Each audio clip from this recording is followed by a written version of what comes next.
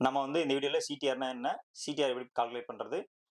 CTR வந்து ஏன் இம்பார்ட்டன்ட்டா இருக்கு அப்படிங்கிறத பத்தி பார்க்க போறோம். ஃபர்ஸ்ட் சிடிஆர்னா என்ன அப்படின்னா, சிடிஆர்ங்கிறது கிளிக் த்ரூ ரேட் பெர்சன்டேஜ். இது வந்து பெர்சன்டேஜ்ல தான் கால்குலேட் பண்ணுவாங்க. எந்த அளவுக்கு பெர்ஃபார்ம் ஆயிருக்கு, அதாவது பெய்டு ஆட் கேம்பெயின் வந்து எந்த அளவுக்கு பெர்ஃபார்ம் ஆயிருக்கு அப்படிங்கிறத பார்க்கறது ரொம்ப ரொம்ப இம்பார்ட்டன்ட் சிடிஆருக்கு.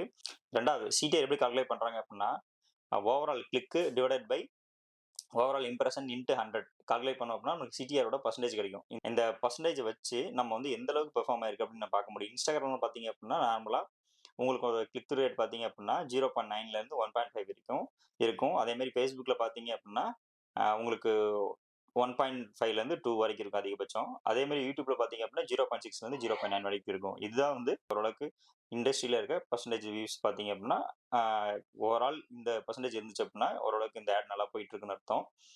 ஸோ ஒருவேளை நம்ம சரியா பண்ணல அப்படின்னா, இது கீழ கம்மியா இருக்கு அப்படின்னா, நம்ம என்ன பண்ணணும் அப்படின்னா, நம்மளோட ஆட் டார்கெட்ட மாத்தணும். நம்மளோட கிரியேட்டிவ்ஸ மாத்தணும். இதெல்லாம் மாத்தணும் அப்படின்னா தான் நமக்கு காஸ்ட் பெர் ரிசல்ட் கூட கம்மியாகறதுக்கு வாய்ப்பு இருக்கு. சிடிஆர்ங்கிறது ரொம்ப ரொம்ப இம்பார்ட்டன்ட். சிடிஆரோட பெர்சன்டேஜ் ரொம்ப ரொம்ப இம்பார்ட்டன்ட்.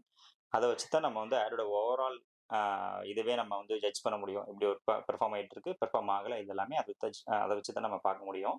ஸோ இந்த மாதிரி தகவல்களுக்கு நம்ம என்லைட் குரூப் சேனல ஃபாலோ பண்ணுங்க, லைக் பண்ணுங்க, ஷேர் பண்ணுங்க. பாய்.